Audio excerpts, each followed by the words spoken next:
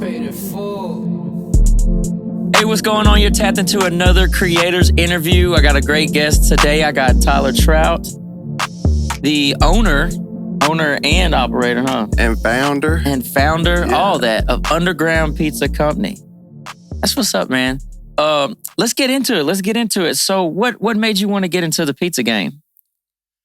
Oh man, I've been cooking for, I don't know, I've always loved to cook, and I always wanted to have a food truck. Didn't really know what that was going to be.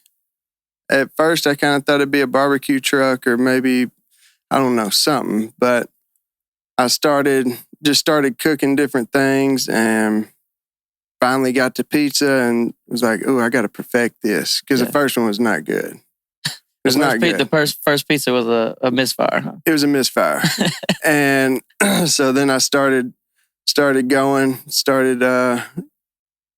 just making them, and probably made them for me and some friends, on Friday nights, Saturday nights. And I think the first successful pizza that I made was a deer pizza.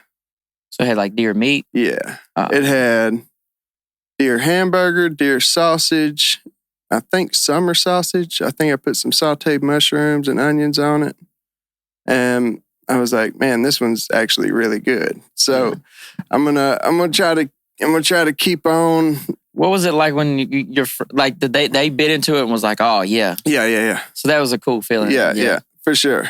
I mean, anytime I would always cook, Friday nights after work, that was my thing. I'm inviting friends over and I'm cooking and get paid on Friday. So I'm going to spend some of this check to cook. Yeah. And I don't know, man, cooking, just that kind of stuff, it brings people together. If you're already friends, we're about to be closer friends. Yeah, no doubt. Because me and Tony stand by the grill. Yeah. It's like prime friendship happening. That's right. So yeah, just started it really just experiment. I mean, honestly, I didn't really see I didn't think I was going to have a pizza business. I was just doing it. And like I said, before that, I did burgers. Like, I was trying to make the best burger I could. Steaks. I think I did like spaghetti or lasagna or something before that. And then I had a bunch of sauce left over. So I was like, let's just make a pizza and try to make a killer pizza. So I love lasagna. Oh, it's so you make good. A badass lasagna? Yeah, for sure. For sure. This is the type of friend you need. Yeah. I'm not the friend you need. Yeah. I don't know if I'm going to show up at your house and put my hands on my hip while you cook and say, damn, that look good. Hey, I'm sneaking bites. I'm there for it. That's what I like, man. Yeah. But yeah, and I think, I'm trying to think how the word got out. I was working at Fat Jack's at the time, and my boss, I think I might have showed her a picture of it or something. She was like, can you make me one? Can you bring me one of those? And I was like, yeah. So I brought her one. I think several times ended up, like, somebody saw her eating it, was like, where'd you get that? And then, so like the next week I was bringing 7 pizzas to the bar, like, and then 10, and then Was it with the workers were eating it, or like they were customers? Selling? Yeah, no customers. No customers were like, they'd be like, hey, I'll be here tomorrow. Will you bring me this? And like, hey, yeah, me too. Oh, yeah. So it just kind of. So you were making money at that point, or was that just like you were just? No, I was definitely selling them. Oh, okay, yeah. Yeah, I was selling them. Not exactly sure how much I was selling them for. Maybe $10. Yeah. It was more of like a personal pizza.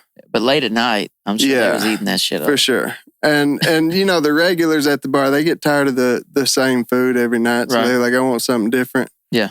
And and then I think I brought her another one at one point, and she ended up putting it on Facebook or putting it on Cheers and Jeers or something. And then I just started getting messages from random people that It'd be in my message request would be. Oh yeah, like not the primary, but the request. Yeah, because I don't know. We're not friends. So you just got strangers like, bro, make me a fucking pizza. I want one of those. Yeah. And so I just started. I was like, okay, well, I guess I need to figure out, like, what do you want on it? Like, how much do I charge for it? I don't know what I'm doing. I'm just doing this for fun. Like, I wasn't trying to.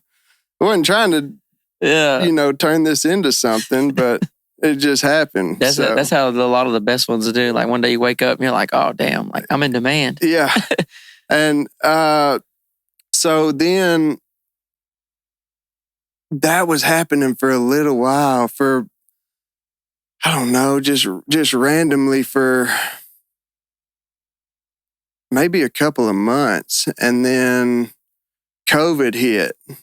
And so I'm sitting here taking orders on these little sticky notes and like 3 pizzas tomorrow to Fat Jack's or to wherever. And then when COVID hit and everything shut down, all the restaurants closed, wasn't no Uber Eats, you got to cook. Plus you can't go to the store half the time. I don't know if you remember that. Yeah, that was a weird time. People were hungry, man. So I was like, plus, we shut down. Fat Jack's did, so I'm out of a job. So I'm like, okay, I guess it's time to ramp this thing up. And it's crazy how bad stuff can. It was one of the best things that happened. Yeah. for my business for sure. And it was obviously a bad time for a lot of people, but yeah, there was a lot of small businesses that went the other way. Exactly. That was a bad time. Yeah, but. It worked out in other people's favor. It did. So for you, that was cool. I'm blessed, man. Yeah. I'm blessed. But when COVID hit, I was like, all right, let's ramp this up. And I think just those random people that were still hitting me up, I think I took it. I think I delivered to one person and told him, hey, put it on Cheers and Jeers and you can have it for free. And then after that, it just, boom. I mean, it just almost overnight. I went from those sticky notes to a full notebook, like almost overnight. And I bet that was chaotic. It was chaotic. And I was like, I got to order pizza boxes. Like I got to figure out what I'm doing here, because this thing's getting out of my control, right? I guess. Like, and then it just started on Cheers and Jeers. It started kind of organically happening. And then next thing you know, it's like every time I open Facebook, it's like, there I am. And it was like, oh God, like I'm not one to be in the spotlight. So that was kind of weird, but, yeah, it was crazy, man. Once it blew up, I was steady booked a week out. That's crazy to me. Like, I've never ordered a pizza a week ahead. Yeah, I would have to call people and say, hey, you ordered a pizza a week ago. You still want it? Like, yeah, I want it. I'm at work. Bring it to me. So, oh man, that's. Yeah, it was cool, man. But that's how you know you're cooking. You're cooking. Yeah, yeah. So. And I guess to a certain extent, I was the only option, because I was flying under the radar. I mean, everybody else was closed, like I said, and like you said, a lot of businesses shut their doors because of it. But I was just being an outlaw delivering pizzas underground, and that's where the name came from. Yeah, so yeah, now, that's cool. Yeah, yeah. Hey, people gonna eat. That's right. I don't care what happened in the world. They gonna keep eating. I was seeing other people on there selling plates, so I'm like, I'll sell mine. Yeah, and that's the thing. Like, a lot of people try to sell plates, but it's almost like when you got something. Yeah, it's like they gonna come to it. Like, when you have the right shit, they gonna come to it. So now you're trying to how do we build the system? Yeah. I see in my memories on Facebook every now and then, like some of the first ones I've done, I'm like, that does not even look good. I can't believe people even went crazy over that. Yeah. Like, I guess looking at the pizza, how it is now, and how I've improved it. And to back then, I was like, I don't know, maybe that's what it is. But I've seen a couple of them come up, and I'm like, that's the funny thing about progress. It's like right now you think it's that thing, but like in a year, yeah, you'll have made new progressions, and then you'll look back at this and be like, damn, what was I doing? Yeah, exactly. I've had a lot of those. Yeah. And I've seen it through people's when I recorded music, I've seen a lot of people's music. I made my own music at one point. It's like you go back and you listen to something, and like at that time, I'm like, this is the greatest shit ever. Yeah. And then you go back a year, or like, Lord forbid, 5 or 6 years. Yeah. And you'll be like, ooh, what was that? Like I thought delete. But you need every one of them experiences. Like so all the bad experiences, all the, I'm sure delivery's gone wrong or showed up with the wrong pizza or whatever, but that makes you into the damn bona fide pizza man. Yeah, I guess so. Yeah. No, you need that. You need that. I mean, hardship, that kind of stuff, it helps you grow. It helps you get stronger. So it helps you get smarter. That's another thing. Right. Like I'm 100% self-taught. So I will say at the beginning, I knew how to cook, like I guess, but I always enjoyed cooking, but that's all I knew. I don't know anything about running a business. Like, right. Because that's the whole nother side of it. Yeah. I didn't know anything about, getting all these orders down. And I mean, at one point in time, I couldn't get back to everybody. So I just had to put on Facebook, hey, if you message me, like, it's going to take a minute. Like, I've got 250, 300 messages in here I've got to go through. Yeah. That's insane. You're the whole pizza plug. Yeah, that's what it was. That's what it was, man. I guess it still is in a way, but... That's great, though. Yeah. That's really cool. When at the beginning, when you decide, and there's like a pivotal moment when somebody's doing their own thing where they say, okay, and everybody has this idea at some point when you do something you're passionate about, you're like, all right, let's make it a business. Yeah. And then that first couple months, how rough was the first couple months after you decided? Like, because normally it's pretty like chaotic because you're just now realizing how hard like the business side of it was. Well, like I said, when I started, I was taking orders on sticky notes. And somebody would say, I think I was only doing like pepperoni at the time. Like I didn't have a menu. Like it's not like you could go look up a menu or anything. Like I didn't have options really. I think I had like 2 or 3 pizzas. I might have went and bought some Canadian bacon or something, but I had like 2 or 3 pizza options. And so you could like, you're kind of going to get what I got. Like pepperoni, take it or leave it. That's it. So then we shut down because of COVID. And then once it reopened and I had already graduated to that full notebook and I've got orders like crazy and they call me back and say, hey, we're opening back up. See you, Thursday or whatever. I was like, ugh. Like, so did you go back to work or did you say? I told them I did. I told them I would come in and I got to put my 2 weeks in, like the day, like I'm going to do it now. Like we're opening up next week, I'm going to put my 2 weeks in today. Yeah. You just didn't want to leave them high and dry. I didn't want to leave them high and dry. But you knew that what the other deal was. Well, I worked security there. I was fighting people for $90 a night. Like, I could do that. It was time to... Yeah, that's a couple pizzas. It's a few pizzas, a few orders, man, a few deliveries. So, yeah, I was just... I don't know. It was time. It was kind of like it all clicked and it's like, all right, this is what you need to do, so... When did the food truck become a part of it? After I got shut down. After I got shut down for illegally selling pizzas underground. What a badass. So, yeah. They had like wanted posters and shit for you. If you see this pizza guy, if you see him, turn his ass in. That's right. And they wouldn't do it either. Nobody turned me in, but they figured out my address and they sent me a letter. But in the letter, thank you, Texarkana.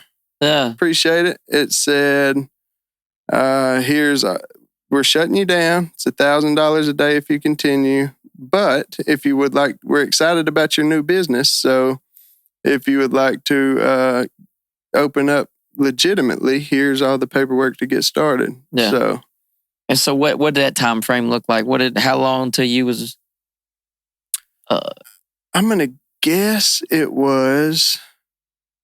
Because now I'm shut down. Now I got to figure out how to run a legitimate business with the paperwork and all the hoops you got to jump through. And then you got to, I got to pay the city. Oh, no, there's the state too. They want some. And then, so yeah, it took a minute. And then I had to find a food truck, which that's easy. But to find a pizza truck is very difficult. Because you can find food trucks all day long with fryers and grills and stuff like that, but to find something with pizza ovens in it and set up like that, yeah. I think it took me roughly 3 or 4 months to find the food truck, get it ready, and I had to call and bug people about how do I do this. Yeah. I have no idea. Like, what is this? They're asking me to do a plan review, and I don't know what that. Like, I didn't do well in school. Was people helpful though? Oh, for sure. Yeah. Was it like other food truck people, or there was some other food truck people? There was people that worked for the city that helped me. Yeah, there was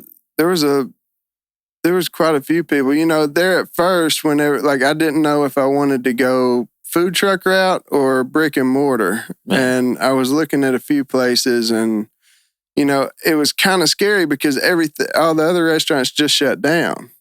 So jumping into a brick and mortar. Yeah. And plus at that time, it was hard to hire staff. Like a lot of people realized that, once they got laid off for a minute, like they're working at this job that they hate and they don't want to go back to work, or they did something like I did and started their own business, or they didn't want to work. Or the unemployment was crazy.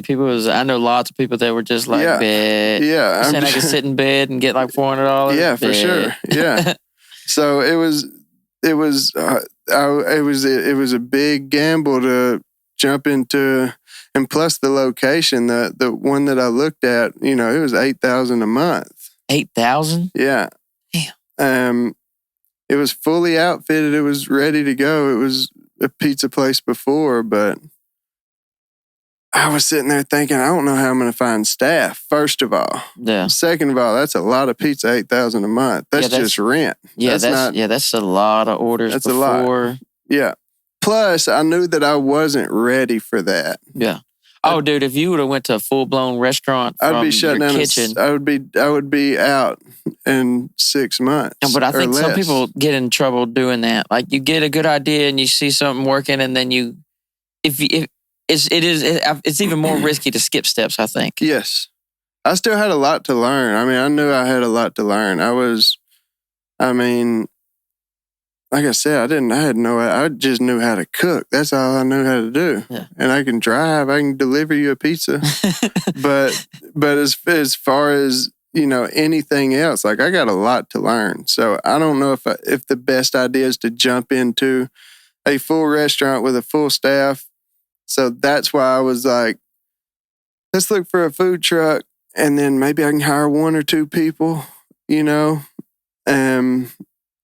The overhead's really low. People don't know. A lot of people don't. They just have regular jobs and shit. You don't understand how important overhead is. They can kill you. Yeah, because you, like you said earlier, you're looking at this restaurant. It's like $8,000. Okay, you have to make that before you make anything. Yeah, that can kill you. Yeah, that can. That's not buying food, buying, products. That's not paying your staff. That, it was way too much, way too soon. So do you have like an agreement with somebody where you are now, or do you pay just a little bit to be? Yes, where I am now, I'm at 1205 Arkansas Boulevard, right in front of Old Time Burger Shop, and I rent from Kenneth, the guy that owns Old Time Burger Shop. And cool. It's $25 a day. That ain't. Yeah, that's not bad. And shout out to Old Time Burger Shop. That's shout good. out Old Time Burger Shop. They got a good burger. Yeah, I like burgers, so I know where my burgers are. Yeah, they got a good burger. Spicy fries are good too. Spicy fries. Yeah, over there, that's we were going to record our other podcast the other day, and I was like, and me and Tony was in the car. He's like, yeah, that's where Tyler's at. Yeah. I was like, oh shit, there you go. Yeah. And see, that's another thing. Like, I used to be downtown, and that's another good thing about the food truck. When, if a location doesn't work out, you can just move. Yeah. You can't do that in a brick and mortar. Yeah, you're not going to pick that. You're stuck. Yeah. So you were over there by Cross Ties at one point, right? That's the first place. I was there for a while. Yeah, that's the first place. And so it was just like in that open area. Yes. Yeah, but a lot of stuff happens there, so I'm sure you were getting quite a bit of traction. Plus, they're revitalizing that area and stuff. It was great, especially when they did events and concerts and festivals and all that stuff. Yeah, it was great. You still pack up and go do events, or are you pretty stuck to where you're at? I still move around. I'll do any kind of catering. I cater a lot of weddings, believe it or not. Weddings people want pizza at weddings. I never would have thought that, but parties, Halloween parties, like different kind, like just festivals. Sometimes I go out of town, do festivals and stuff. So if you work like someone caters like a wedding needs a bunch of fucking pizzas, I mean, do you just shut down that day and you just do the wedding pizzas? If the money's right, absolutely. I will go where you are. I will set up, but that's the thing. I know how much I can make at my normal spot. So I have to make that or more to move. That makes sense. So, but if that's what you want, then I will come set up and play some music, set out some cornhole boards, and have a pizza party. Yeah. That's the thing, like with the food truck, I mean, you take it with you, and like the vibe you bring is you can create a restaurant vibe anywhere, Yeah. And it's so, I think a lot of food trucks are coming back, aren't they? I see more than I've ever seen, I think, right? I would say so, yeah. Yeah, I would say for sure. And a lot of people have the wrong idea of food trucks, that, it may be lower quality or... I tend to think that people with food trucks are like that dedicated dude that wants to... Yeah. I kind of, when I see a food truck, I normally think, oh yeah, I bet that shit's good. Or why would he be out here in this trailer? Yeah, for sure. I mean, and it depends. Sometimes you'll go to a food truck and, it's a hit and a miss. But speaking for myself, I use the highest quality ingredients I can find. I make just about everything I can from scratch. And, sometimes you'll get better quality out of a food truck than you will this big flashy restaurant. Yeah. So I mean, what's your thought process on competing with all these other people? I mean, when a customer is thinking, all right, I want pizza, how do you beat Domino's? How do you beat Pizza Hut? Is the thought process, well, we're just, we're going to make the pizza so good, like they just... That's one thing. Make it better. Make it better than Domino's or Pizza Hut or, anybody else. But I think one of the big things is the people working at certain places don't want to be there. They don't give a damn. They don't care. I'm not saying everybody, but right. But I want to be there. I want to make you say, "Whoa, you would never believe I just got the best pizza out of a food truck." I think it's like an experience. You're giving it's an experience they're not going to get with the guy that's not happy with their Domino's job. Right. And it's and the price is competitive. So like my prices are competitive with all of those places, and I can do that because of, my overhead. They're paying rent in a building, I'm not. Yeah. So that's the power overhead. I can produce better pizza at the same price rather than jacking the price up. That's one thing when certain restaurants, they say, oh, this is good quality, so let's just jack it up. Let's just jack the prices up. I want the everyday person to be able to come try my pizza and I mean, even weekly, you know? So I don't know. I think I just care more than I think that's. I was just going to say that the advantage. So the advantage of shopping with you is that you care. Yeah. Whereas, and that's the thing about hiring more and more employees. So like some businesses expand and it's just what happens. But every new hire cares less. Not every new hire, but as there's more employees, yeah, the original dream and the original goal can get lost. It can. That's I make every single. I'm the pizza maker, so I make every single one. I make all of my sauces. I do it. I'm kind of a one-man show. I do have an employee that helps me when I open. But consistency, and plus, like, different chains like that, they can't touch their recipes. Their recipes are what they are. Right. So I can steadily improve mine. Right. And you can just go in the lab. I can go in the lab and work on something new or work on the old stuff to make it better. Yeah, I would like to formally volunteer to be a pizza tester. I've got to get in line. I'm sure that's a big ass line. Yeah, it's a pretty good line. I would love to be a pizza taster. Let's take this time for me to give my pizza review. Got to do that. You've got some over there. Yeah, my boy brought some pizza to me, and it was delicious. It was really good. I had it a while ago, but I didn't even put much thought into it. I think it was just one day there was some type of event going on by Crosstide. Yeah. I had my kids out there. Everybody was hungry. So I was just like, all right, let's get this going. Right. But today I got to think about it.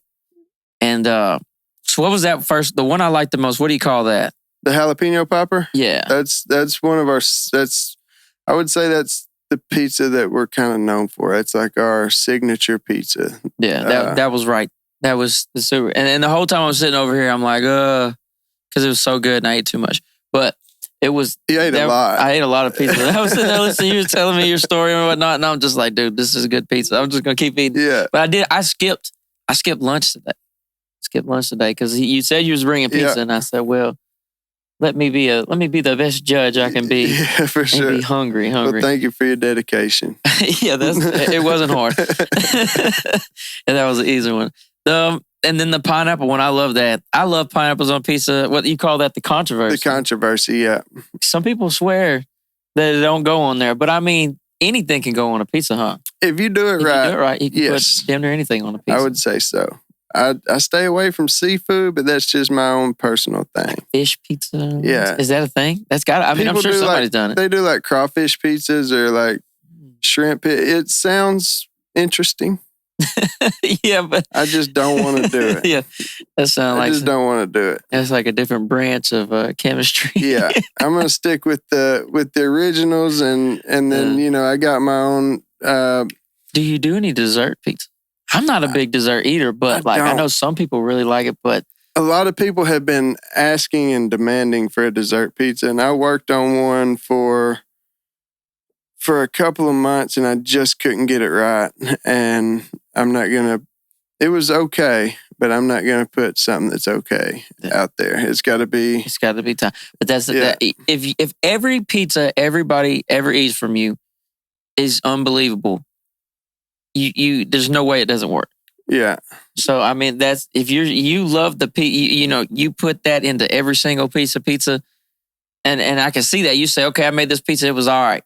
They can't have that. No, that's smart. Yeah. Because that's just like, it's like Bentley wouldn't go build a Honda price car. No. You know what you're getting. Yeah. It's gotta be, I don't know, it's gotta pass my test. And yeah, a lot of people are asking for a dessert pizza and like, just buy this that's pre-made and just throw it on there. I'm like, I just don't want to do that. You don't sound like the type of dude that wants to give nobody no pre-made food. No, I just don't want to do it. Yeah. I just don't want to do that. If I come up with something that blows me away, then I will put it on the menu. But I have yet to do that. But I will say sweets are not my strong suit. Yeah. So you ever thought about teaming up with somebody that does do sweets? I've already and maybe created something. I've kind of been there and done that. Yeah. And it still didn't work out. Okay. So I don't know. It's all one big experiment. It is. Yeah. It is. I mean, maybe one day, I don't know. It's just gotta be right. Yeah, I've never personally ate a dessert pizza, but Whitney, like, I'll take her to a buffet and she'll just go get like some kind of chocolate pizza or something. And I'm just like, dude, really? And, she's eating it's like a cake basically. Yeah, exactly. And she's like, this one. And like Luke will get like this chocolate chip. He did at the old spot, at that pizza on Main deal, because we were always over there. We could they would bring me pizza and stuff. Like when, after their buffet hours ended, like they had pizza left over, they would just start knocking on doors, giving pizza down the deal. So like I always had pizza. Yeah. But Luke would get like doubly chocolate chip, chocolate dripped pizza. And to me, that I've never tried it. I don't know, man. Dessert pizza is just not for me. It can be a hit or a miss. Yeah. I mean, and I've just been missing on the dessert pizza, so I just hadn't put it out there. Stick to what you know. I'm going to stick to what I know. Maybe one day somebody will come through and be like, oh, why didn't you do this? And something will click. Right. And then, but like I said, man, sweets aren't what I'm good at. And I know my lane, so I'm going to stay in my lane. Yeah, a lot of people. You know what I mean? A lot of people can get, so that you can get too adventurous and fuck up the whole deal. Yeah. I don't want to do that. Yeah. I've done that before in my life, just trying stuff and got too, like, well, if I can do this, I can do this. Yeah. If I can do this, that must mean I can do this. And like get further and further away from like what originally worked. And then later I'm like, I know. I just put a lot of time and money into something that didn't work. Yeah. So yeah, I understand sticking to your guns. Sticking to it. If it works. Wow. Right beside Old Time Burger Shop, there's a bakery. Go get your sweets there. Yeah. Yeah, if you want some here, sweets, go to the professionals. Go to the professionals for your sweets. Yeah. Whenever you want pizza, come to me. When you want sweets. But you're like a real specialist. And those are the people that you have to have.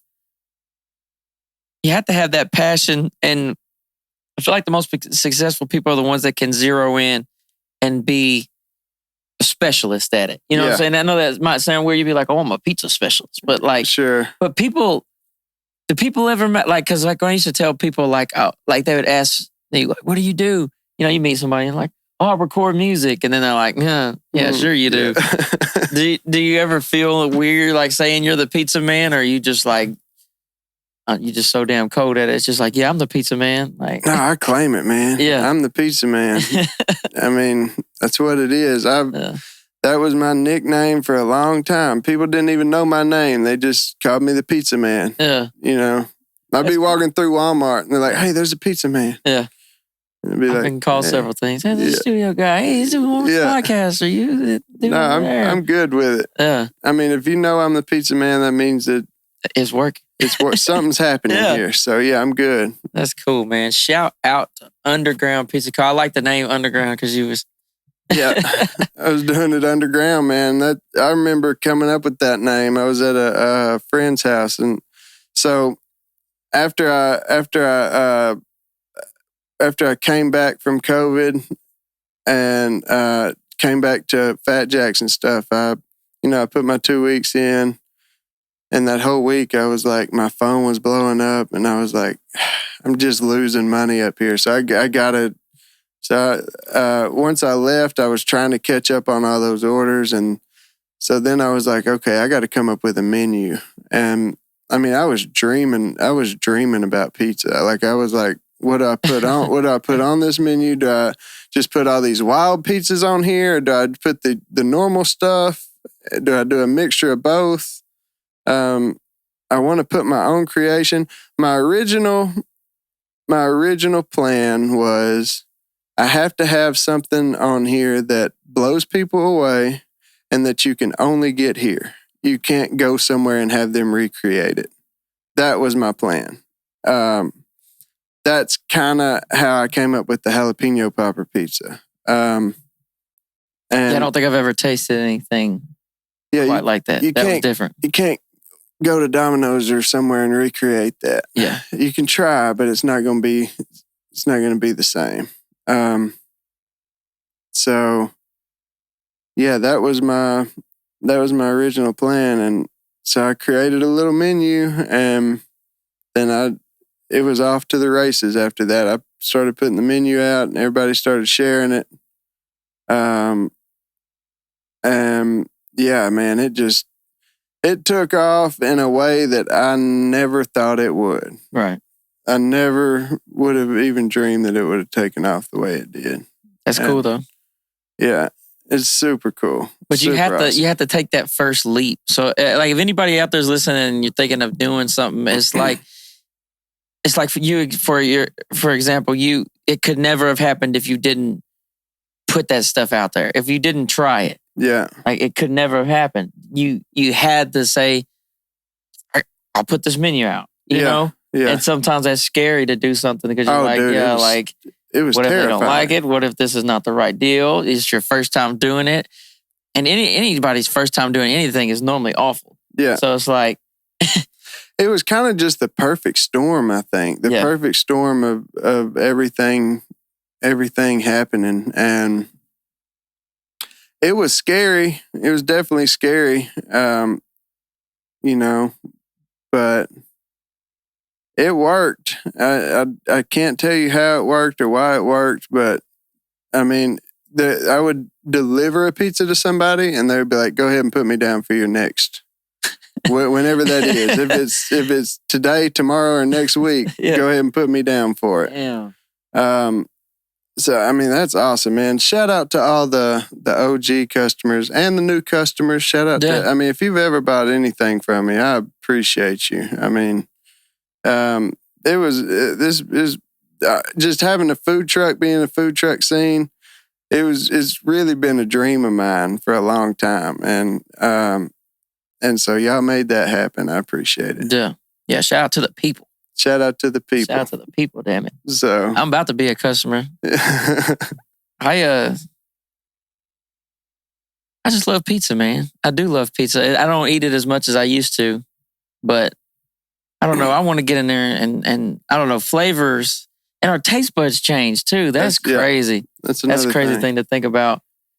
Do you had any big taste bud changes, like pizza you used to think was good is not good no more? Or I will say that I have my recipes down. Like I got them down to a science, I guess, and I still do the taste test. And then sometimes I try it and I'll be like, that doesn't taste the same as it did last week for some reason. Yeah, even though I did the exact same thing. So I run into that every now and then, but I think it's just the day, you know. There's a lot of science involved in. But yeah, I wanted to make something like when I was trying to figure out what kind of food to do. I knew I wanted to do a food truck, but I didn't know if I wanted to do I was gonna put a barbecue pit on a trailer. That's what and go to the bars at the end of the night. That was my original plan, just to get started. You probably would have made bank there too. Yeah, maybe. But do they do that? I thought there was a guy that was running around doing that, and that's kind of what made me say, guess I can't do that, because I had that idea, but I didn't realize he was already running around doing that. But then I was like, well, if I'm going to do something, I need to do something that's going to kind of last. Like specialty items, like fads or whatever, like those fade out. Like what's been around forever and what's going to be here for the next 100 years. Like Right. pizza's going to be here. Oh yeah. So, so yeah, I chose. I don't know if pizza chose me or I chose pizza, but but pizza's what it is. So heck yeah. But yeah. So you got it open. You get the food truck. When does getting sick come into that? So I got my food truck and opened September 18th of 2021, I believe.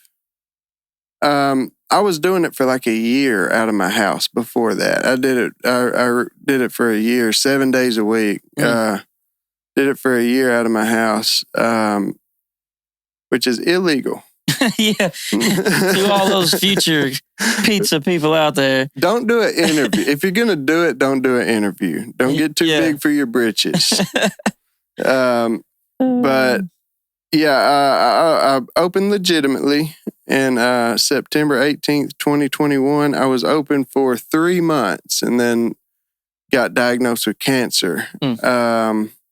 It was a rare 1 in a million cancer. And I knew something was wrong. Like, it was on my leg. Like, I'm between my Achilles, like right above my ankle, in between my Achilles and my and the bone, but right below the calf muscle. But there was like a knot there, and I thought it was from, I don't know. Like I thought, like I did a lot of martial arts stuff, so I thought maybe I was kicking the bag, so maybe I hurt myself, but it lasted for 4 years. Like I was misdiagnosed for 4 years, so I knew. So you had cancer for 4 years. I had cancer for 4 years and didn't. Oh man, didn't know, and went to the doctor for it. Like went to actually 2 or 3 different doctors and orthopedic specialist. And they all told me it was tendonitis. So, and you could clearly see, I mean, it was like a little bit bigger than a baseball. Like it was clear as day. Bigger than a base. So your leg was swole up? Yeah. It was, at all times. At all times. At all times, yeah. And it was painful to the touch. Like I knew it wasn't tendonitis, but. Let me look at my camera. Damn. It was wild. So you had a baseball leg for 4 years. A baseball leg for 4 years. And they didn't. That's what I said. Like, that's insane. What are y'all doing? That's wild, yeah. Especially the orthopedic. He came in, which I don't know. I don't like that man for more reasons than that. Yeah. But that's funny. Yeah. What you said to me is funny. But yeah, finally on that last time I went to the doctor, I basically told him like, look, I know you are saying it's tendonitis or whatever, but I'm telling you it's not. Can you do some kind of scans or something? They finally did a scan and turned out that they saw that it was a sarcoma. So, well, I bet they felt dumb. I hope they did. I hope they felt dumb. I hope they did. But when the patient tells you, "Hey, this is what we should do," look, cancer. Yeah. Like, oh shit. I mean, it was just a simple scan, man. That's all you had to do. But, but yeah. So I believe I found out on Christmas of 2021, and so now we got a whole new set of problems. Yeah. The government's not after me, my body is, or whatever. So yeah, it was a new set of problems. So I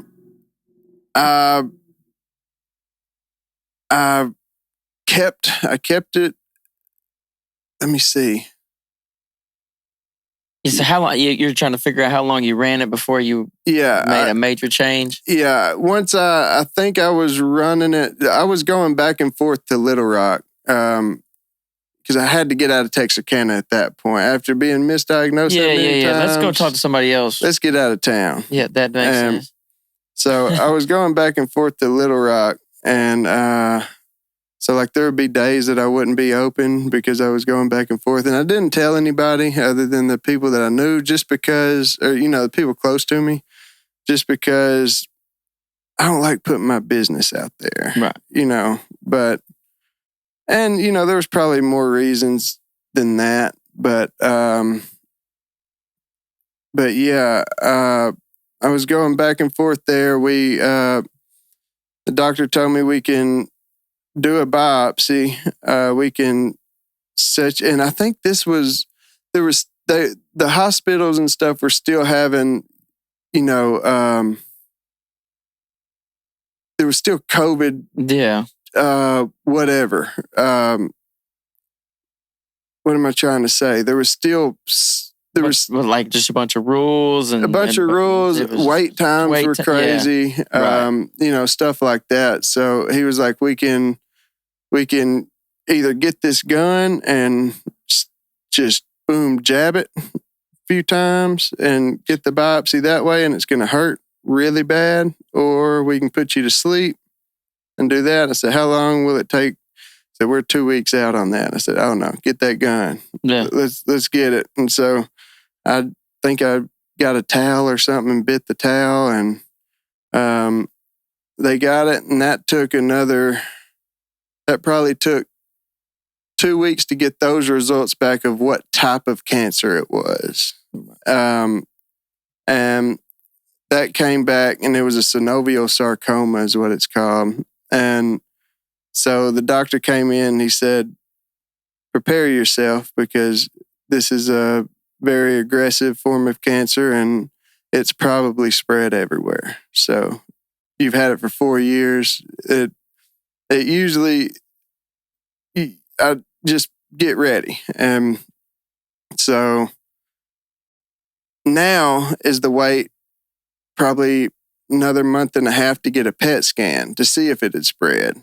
So, golly, it's a lot of waiting. It was about 2.5 months of from the time that I found out it was a sarcoma to the time I got the PET scan results. It was about 2.5 months of unknown. Don't know if it spread. Basically planning my funeral, and there was a lot of just, I don't know. There was a lot of ups and downs. Like there was a lot of different emotions, I guess. Like I can imagine. Yeah. Like everything I worked for to get, like finally I got this thing up and running, and it's going great. And then now I got to sit down. Or maybe worse. So yeah, it was there was a dark time for those couple of months, but it was just that unknown. You don't know if it spread. Any little pain I would get, I'd be like, oh, there it is. Oh, it's in my, yeah. Yeah. So I was just sure it had spread. But and after so long, yeah. Lord, it's so when you get the results, it didn't. And the doctor came in. I remember, man, I've always been a believer in God. I've always been real close. And I remember in those 2 months, I almost feel like I was begging for my life, I guess.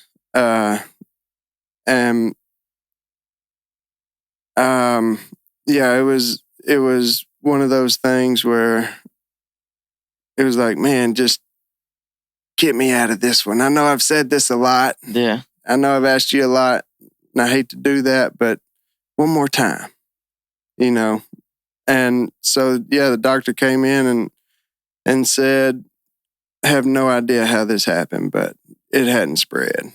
Wow. I was like, yeah, I know how it happened. Yeah. That's like, that just doesn't even make any sense, does it? It doesn't.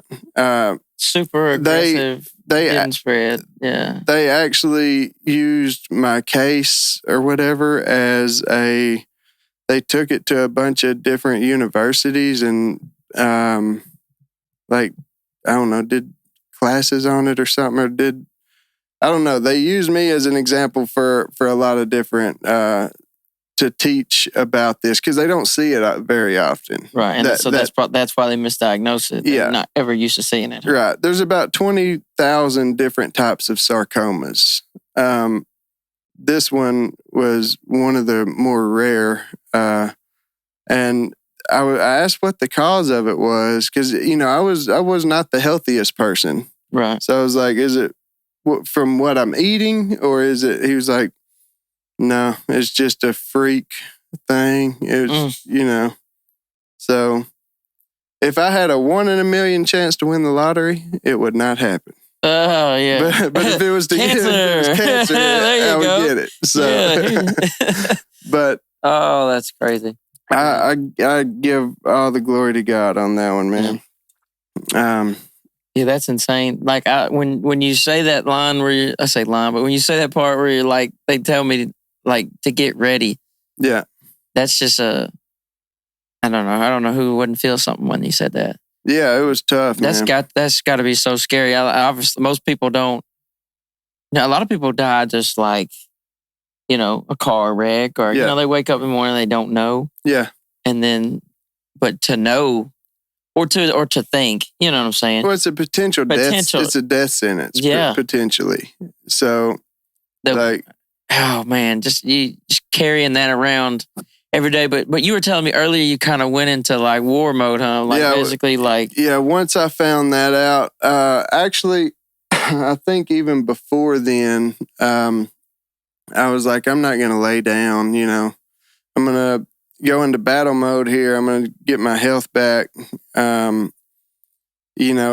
If I do go, then nobody can say that I didn't fight my ass off. Right. So, I was just, and it's crazy, like everything that we think about, just humans, everything we think about, this is important. These are the things that are important in my life. Whenever whenever you know that you're about to die, all that stuff is the job, the money, any of your valuables that you may have mean absolutely nothing. It's for me, it was what are the I got stuff, but how have I treated people? How have I, how have the relationships in my life, how have those gone? Like, dang, I could have done better here. I could have, been closer to this family member or this person or whatever. So is there like a lot of regret? I would say some regret, but I would say maybe some regret, but I would just say, we get so caught up in the hustle and bustle of just grinding. Everybody's going, and sometimes we don't slow down and think about what's actually important. Like what any physical items that you have mean absolutely nothing. Yeah. They really don't. It doesn't matter how much money you have. It doesn't matter. None of that stuff matters. I don't know. I'm speaking for myself, but for me, it was the other relations. It was just the people. It was what kind of like. I don't know. What would they remember you as? Yeah, what are they? They're not going to remember me because I have cool stuff, or Yeah. And it's not really only that. But I would say, the regret of why didn't you repair this relationship with this family member, right. or a friend, or whatever. Like, I don't know, man. That's taught you to live differently now. For sure. Yeah. For sure. I was before I So when I first started out of the house, I was working 7 days a week nonstop. Then I opened the food truck, and I was going from Tuesday through Saturday, but that's still 7 days a week. Like, there was still no days off. I was open 5 days, but I was working every day. Then once that happened, I was like, okay, you need to slow down and at least, like right now, I take 1 day off. I'm open Thursday, Friday, and Saturday, but I take 1 day off. I'm working every day, but I'd still just need that 1 day. Like, if you're thinking about going on vacation, go. Yeah. Like if you're thinking about, I'll get to it. I'll go have fun. I'll go hang out I'll go see this person. Like, go do it now, because I don't know. Those things are what's important. It's not the grinding every day. It's great to do that, but it's not going to mean anything one day. Yeah. How do you like working for yourself? I love it. For me, it's like the coolest shit ever. I love it. Because I don't know, I think it's easy to get into the structure of somebody else's company, and then you kind of build your life around, a lot of people build their life around somebody else's dream. Yeah. Well, and a lot of times, people are working for somebody or some company that they hate. Yeah. And it's like, if I put all this effort that I'm working here into my own thing, yeah, but it takes discipline. Yeah. For sure. Oh, yeah. It takes discipline and because you could wake up tomorrow and say, I'm not coming in today, and nobody would stop you. Right. Nobody would stop you, but you know it's got to go down tomorrow. Yeah. And that's, yeah. Don't matter how you feel. Yeah. So I'm not going to fire myself, yeah, but I'm going to show up, so I won't have any reason to. Yeah, but being able to like one thing that that sucks that I see all my friends go through is like, okay, it's time to plan a vacation. All right, well, whose company will give them these days off? Mm-hmm. Whose company's going to give these people's days off? And so you got like 6 or 7 people, and we're all everyone's begging their bosses and begging their company, I need this day. Then they got to keep up with how much PTO they got and this and that. Yeah. And it's just like, dude, like, we go tomorrow. I don't give a damn. Yeah, exactly. Yeah. But I will say it is hard to do that even still, just because, I don't know, it's like... I'll leave tomorrow. I'll just go. I might go with you. Yeah, we'll go tomorrow. Where you want to go? We'll go skiing or something. My dad wants to go skiing. I think we're just going to go. Yeah, I'm down, dude. But my dad's like this. So I've watched my grandpa do I watched my grandpa. I was really young. I've learned about what my grandpa did and his lifestyle. One day in the 50s, he just got up and was like, fuck it, and like left where he was working and went and got a backhoe and went and got a shit truck. Yeah. And my dad wanted to be something else, but my grandpa basically told him like, no. And that was a different time. So my grandpa basically told him like, no, you're going to do this. Yeah. And so I don't know.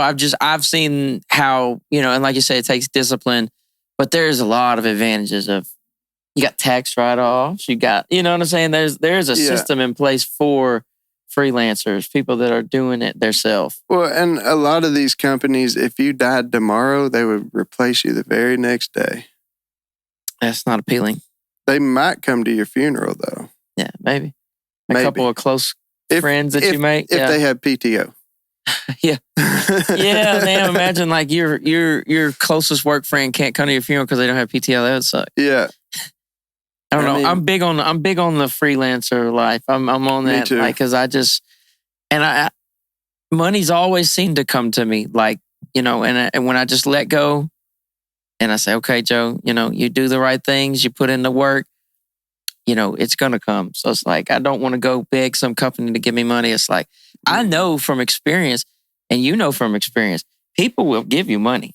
Mm-hmm. And a lot of people are scared to do their own thing because they're like, well, who's going to pay me? Who's going to give it? The people will pay you. Yeah. And you've seen it. Like, people have paid you thousands on thousands of dollars for pizza. Yeah. people will pay you. And that's so like when I want to encourage people to, try to do something they love, turn that passion into stuff like me and you have done. It's like, you have to get out there. You have to try it. You have to make that first menu. And you're not going to be good at it at first. Yeah. You're not. I had a little setup in this room over here, like the first one. Yeah. And it was just in this room. This is just a little tiny ass room over here. And God, it was awful. And I remember I still see it pop up on my memories. Like you were saying, you see stuff pop on your memories.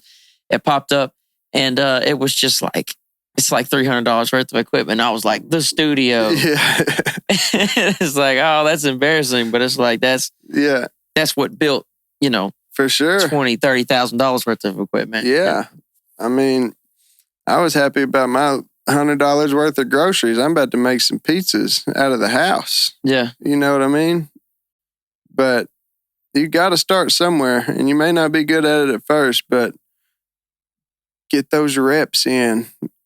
Keep going. And if you don't have to fully, you can still work your job, but boom, work this on the side until you get it ready. Because one day they may call you a Fat Jackson, and you'd be like, I think a lot of, and see, like a lot of the stuff you told me, because I've read a lot of books, I've talked to a ton of people that do their own stuff, and it's like everybody has the same, not the same, it's a different variation of the same story. Yeah. Like first they had this on the side, and then it's just like a lot of people have that moment. Like for me, I broke my leg. Mm-hmm. And so I was working for my family.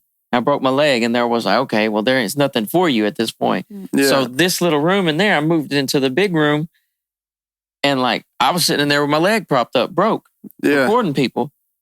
And I was like, damn, like this makes more sense. Yeah. And so I started doing that full time. And I did go through when I got diagnosed and stuff, I had to shut down, had to put it out there to all my customers, and had to do chemo and radiation and surgery and all that stuff. And man, I had the whole city behind me. Everybody was sending me messages and all this stuff. I had churches praying, and everybody was doing all that. So man, I'm thankful for that. Thank y'all. Yeah. It was people's champ. Yeah. The pizza man. The pizza man. Yeah. Never thought that. I don't know. I must have done something good in life. I must have done some good stuff because I had a lot of support. So I do appreciate that. Yeah, anything else you want to say to him, man? Come see us. Come try the pizza. If you tried the pizza last week, if you tried it a month ago, if you tried it a year ago, it's better now. I make it every time. I try to just do little improvements to try to make it better than you remember. So come try us. If you had it before and you're like, yeah, whatever, come try it now. The pizza's better than ever now. Yeah. We're open Thursday, Friday, Saturday from 11 a.m. to 8 p.m. Right there by Old Time Burger Shop, corner of Arkansas Boulevard and Jefferson. And you can look up our menu, look up pictures of pizzas, stuff like that on Facebook, Underground Pizza Company at Facebook. Or we're on Google too. Let's go. Give them a 5-star review because that's like the best thing you can do, man. It really is. 5-star reviews go a long way on They Google. really do. Yeah. I used to trade people. I would like give them discounts if they would give me a 5-star review. So I was basically, I wasn't tricking them, but I was incentivizing 5-star reviews because that'll have, people will pick you over somebody else for. I never thought about just that. off reviews. That's a good idea. Like if you might could do something like that where you say, hey man, I'll give you $5 off your pizza if you go give me a 5-star review. If you do it like right here. Yeah. It's kind of gimmicky, but at the same time, if 50 people give you a 5-star review, then you're bumping your numbers. That's true. I've got 5 stars right now. Yeah. So definitely thankful. Yeah. Thankful for that. You haven't ran into that one hater yet that just blasted you? But they gave you some? Oh, they gave you a low review? They gave me a low review, and but I think all the 5 stars just kind of drowned that one out. Yeah. But let me tell you this. So I was booked a week out, and the lady, this was when I was doing it from the house, and the lady called to order a pizza, and I told her I was booked a week out. I was like, but actually I can probably fit you in about 6 o'clock tonight. She said, okay, we'll do that. And then she made her own custom pizza, which I thought what she did was crazy, and I tried to talk her out of it. And she said, no, that's what I want. And I said, okay, those flavors don't really go too well together, but if that's what you want, I'll do it. And did that, moved her up from the week, moved her to 6 o'clock, delivered it to her. She said that she waited, 6 or 7 hours on it to get there, and the pizza was just okay. And then gave me a low review. And I was like, yeah, you made the pizza. Let me look at my camera. You suck, lady. Yeah, lady. Yeah, you fucking suck. No. But I appreciate you spending money. Yeah, she still bought it. But the low review, that's that. Oh, man. Yeah, don't hit me with the low review after that. And I even told her it's going to be a minute. It's going to be 6 o'clock before I can bring it to you. But whatever, man. I've had way more good reviews than I have low reviews, so... I've never left a bad review myself. Me but neither. You have to really do something awful. No. Because I don't, but and a lot of times it's people that don't understand the weight that is. Like, you go give somebody like a 2-star review. That's like devastating. It is. I would just not go there anymore. Yeah, and I won't even tell anybody about I just keep it to myself and be like, I don't like that place anymore. Yeah. It's a crazy world we live in. But man, but more 5 stars than anything, that's what you're looking for. Yeah, and you might incentivize people, man, because sometimes when people get on Google, they're like, okay, this place has this amount of stars. Yeah. But it's been cool, man. Yeah, man. Thank you for having me, Joe. I've enjoyed sitting down and talking about it. I've learned a lot about pizza. The pizza, like I said, taste tested at the beginning. Delicious. I highly recommend, yeah. Thank you, man. Thank you for having me. 10 out of 10, we'll eat again. You feel me?